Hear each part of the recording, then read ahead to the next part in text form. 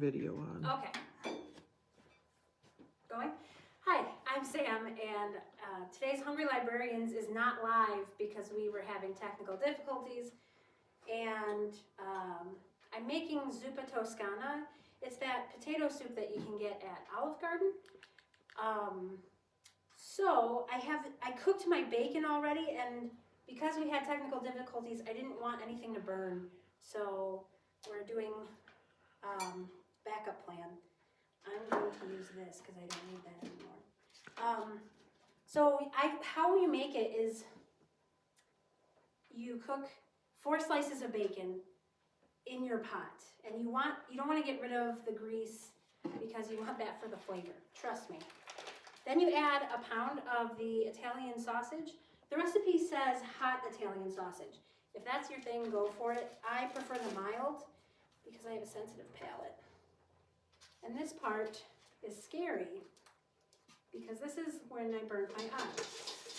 All right, so that is in there. And you just want to brown the meat.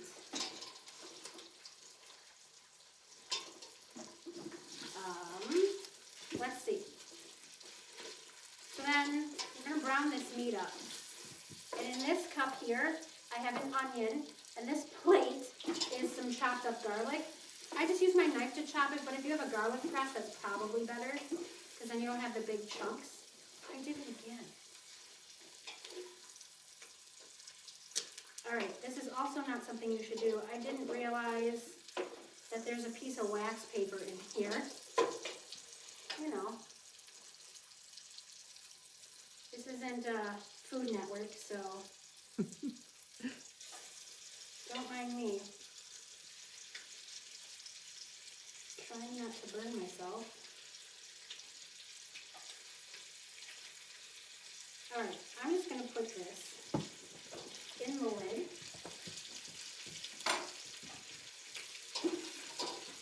Oh, I turned the heat down. All right, so we're just going to brown up and crumble it.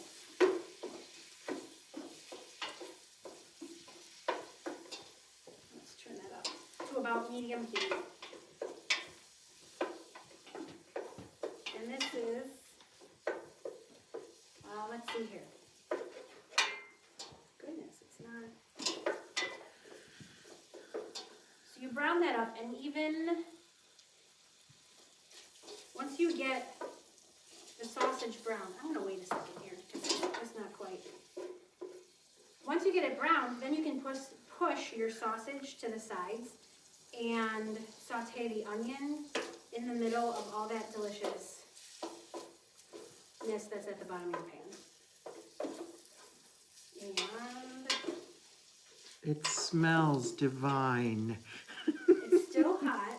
I feel like the pan is like not staying hot for me. And eventually it's going to get super hot. So, all right, I'm going to push that all to the side. And we're going to add the onion in, because it's a whole onion. And you just kind of mix that in. Let's see here. I'll let that cook for a second. And so over here I have these little potatoes. I'll show you. I don't even know where I got them from. But they're tiny little potatoes, and they're just my lazy way. Like, they're tiny. They probably blend in with the table. But they're really tiny. And so I just cut these in about, these in a quarter. There's some that are even smaller that I just do in half. Because I don't feel like doing a whole potato. I don't know. I leave the skins on because they add some extra flavor and whatnot. Since I'm letting this kind of do its thing here, I'm going to chop up the bacon. So you take your 4 pieces of bacon at first and you cook them, and then you chop them up. You could chop them up beforehand, but I just find that this is easier to do it this way. I get better pieces. And then you add this in at the end. So let's see, what else?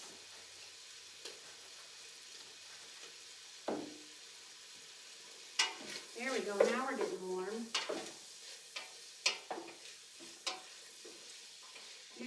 add in your garlic too soon because it'll burn and that'll taste bad. But once you get the onion done, then you can also push the onion and the potato to the side, or onion and sausage to the side, and add in those potatoes, and they'll collect all that flavor that's cooking from the sausage and the bacon. So yeah, this is kind of just a waiting game to get this browned up a bit. And the onion's a little bit softer.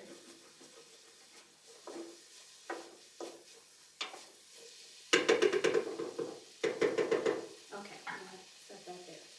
You got the bacon. I saw, Allison, you got a garnish right there. Okay.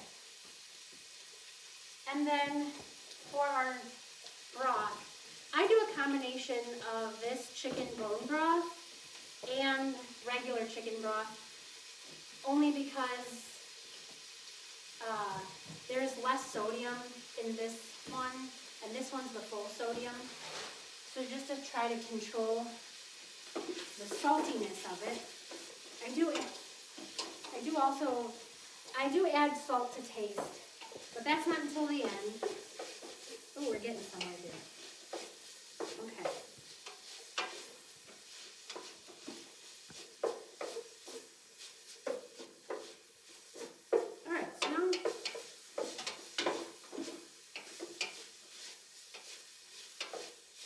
All right, so now, I'm gonna try to push the sausage, that's not broken, to the side. The recipe says 3 cups of potatoes. I just eyeballed it, unfortunately. I don't pay that close attention. But I use this bowl every time, so I know it's not helpful, but I go to about halfway in the bowl. And then put that in there and let that hang out. I'll throw the garlic in now. Scrape it in from a paper plate. And I used 3 cloves of garlic because one of my cloves didn't look good. It calls for 4.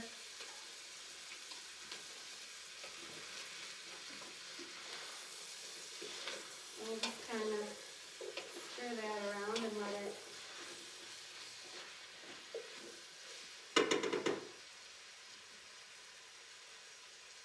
So yeah, and then we'll add,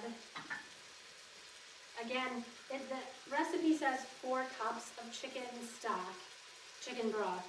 I just put it in until it covers the potatoes, because if you add too many potatoes, it doesn't really matter. You just need it to cover all of the potatoes so it can cook them. And you're just boiling it after that until the potatoes are soft. And let's see, I don't know that. This says about 20 minutes. I think that sounds about right when I've made it. And then at the very end, you add your bacon. You add a cup of whipping cream, and then top it off with Parmesan. Another thing you're supposed to put in it is kale, and I usually do, but I forgot to bring it. And I only put the kale in the bowl and not the pot. And I do that because, how do I explain it? Overcooked kale is disgusting. Overcooked kale is terrible. So if you have leftover and then you go and reheat that soup with the kale in it, it just makes the flavor not good. So I just add it to my bowl when I go to eat it. Okay, that's a little bit. So now,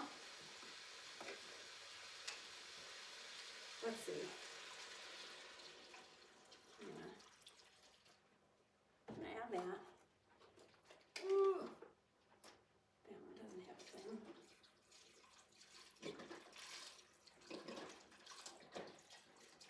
Yeah, because one of these boxes is 4 cups, but I'm gonna need, so I'm probably using closer to 8. So I for sure have too many potatoes in here, but there's nothing wrong with that. There we go. Throw that in there. And then, let's see, can I manage to get that? Okay, good. Then you cover this and let it simmer for 20 minutes to a half an hour. And add the cheese and the heavy whipping cream at the end. And there you go. Hopefully that... Bacon bits. Oh, the bacon, yeah, that goes in at the end too. So we're gonna just do that. And it still smells fabulous. So, yeah, that's Zuppa Toscana at home. Thanks for watching us. I need to wash my hands.